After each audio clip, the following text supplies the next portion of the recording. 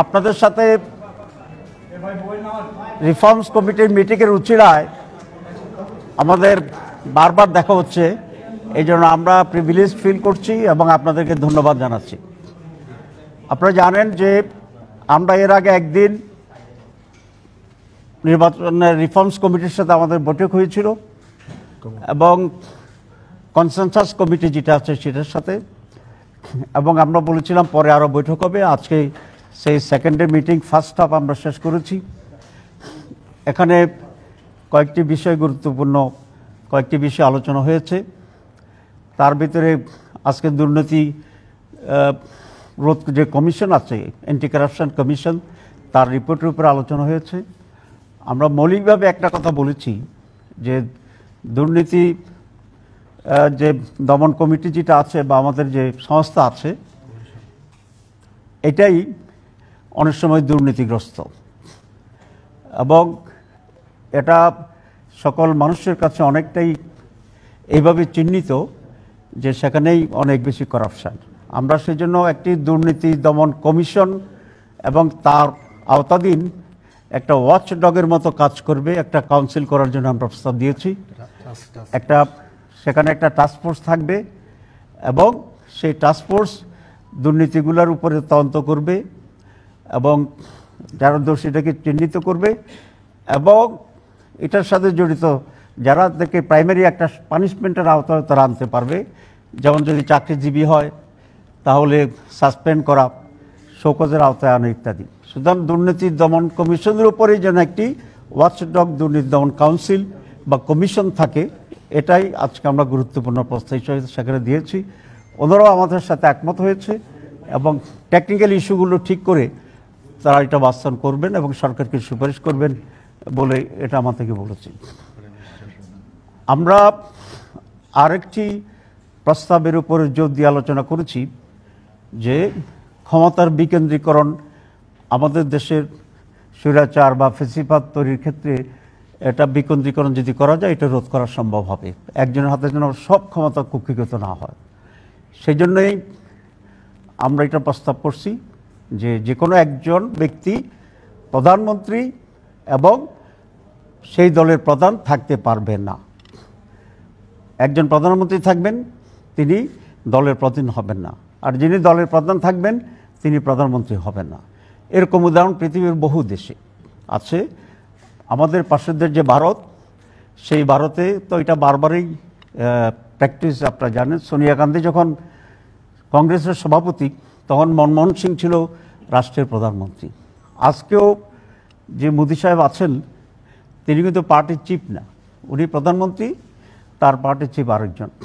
আপনি যদি আমেরিকাকে দেখেন তাহলে আমেরিকার যিনি প্রেসিডেন্ট আজকে তিনি কিন্তু রিপাবলিকান দলের প্রধান না। সুতরাং সারা দুনিয়াতে এই ব্যালেন্স অফ পাওয়ারটা আছে। তো আমরা এই প্রস্তাব করেছি যে একজন প্রধানমন্ত্রী এবং পার্টি চিফ দুইটা একসাথে থাকতে পারবেন না। গত মিটিংয়েও আমরা কিছুটা ইঙ্গিত দিয়েছিলাম, আজকে এটাকে আমরা আরও ইন্টেন্সিফাই করেছি এবং এটাকে আমরা খুব ক্লিয়ারলি আজকে আলোচনা করেছি। ওনারাও আমাদের সাথে একমত হয়েছে যে একজন ব্যক্তি দুইবারের বেশি প্রধানমন্ত্রী থাকতে পারবেন না, অর্থাৎ তিনি 10 বছরের বেশি কোনো ব্যক্তি প্রধানমন্ত্রীর পদে অধিষ্ঠিত হতে পারবেন না সমগ্র জীবনের ভিতরেই। উনি যদি আরও বেঁচে থাকেন, অনেক সময় থাকেন, আল্লাহ হায়াত দেখে দোয়া করি, কাল্পনিকভাবে যিনি এরকম হবেন আর কি, কিন্তু উনি দুইবারের বেশি আর প্রধানমন্ত্রী থাকতে পারবেন না। তাতে করে একটা ব্যালেন্স হবে যে এমন কিছু কাজ উনি করবেন না হয়তো যে কাজের জন্য উনি ঘৃণিত হবে এবং মানুষের কাছে প্রশ্নবোধক হবে। এই কয়েকটি বিষয় ছিল আজকে আমাদের, অনেক বিষয়ের প্রতি মৌলিক। আরও কিছু বিষয় আছে, আমরা আশা করি আপনারা কষ্ট করে আলোচনার শেষে থাকবেন, তখন আমরা পূর্ণ দিনের জন্যে একটি ব্রিফিং আপনাদেরকে দিতে চেষ্টা করব ইনশাআল্লাহ।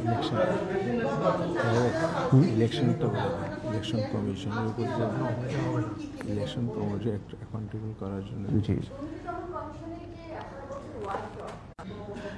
সেটাই ডিটেলিং করা হয় নাই ইন বিটুইন। এটা তো যেহেতু অ্যাডমিনিস্ট্রেটিভ ইস্যু, এটা তো অনেক ওয়ার্ক করে সেটাকে ফর্ম ঠিক করতে হবে। আমরা নির্বাচনের বিষয়ে আরেকটু আলোচনা করেছি যেটা খুবই গুরুত্বপূর্ণ।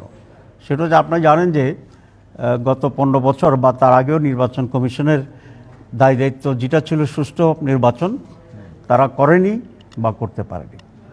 এর অন্যতম প্রধান কারণ হচ্ছে আমাদের বিদ্যমান আইনে নির্বাচন কমিশনারদের ত্রুটি বিচ্যুতি এবং তাদের ভুলভ্রান্তির জন্য খুব বেশি শাস্তির কোনো সিস্টেম আমাদের দেশে নেই। আমরা এবার বলেছি যে তাদেরকে ইলেকশন কমিশনার যারা আছেন তাদেরকে চাকরিকালীন সময়ে তো সুপ্রিম জুডিশিয়াল কাউন্সিল তাদের উপরে শাস্তি নিশ্চিত করতে পারেন এবং সেটাকে তারা ইনভেস্টিগেট করতে পারেন। কিন্তু আমরা বলেছি যখন তাদের চাকরি চলে যাবে, মেয়াদ শেষ হবে, তখন কোনো আইনের আওতায় তারা থাকে না। এবার আমরা প্রস্তাব করছি তাদের জন্য একটি আইনের সংশোধন করে জবাবদিহির আওতায় আনতে হবে এবং নির্বাচন কমিশন থেকে রিটায়ার করার পরেও তাদেরকে শাস্তির আওতায় আনতে হবে। এই জন্য প্রয়োজনীয় আইনের সংশোধন করা দরকার।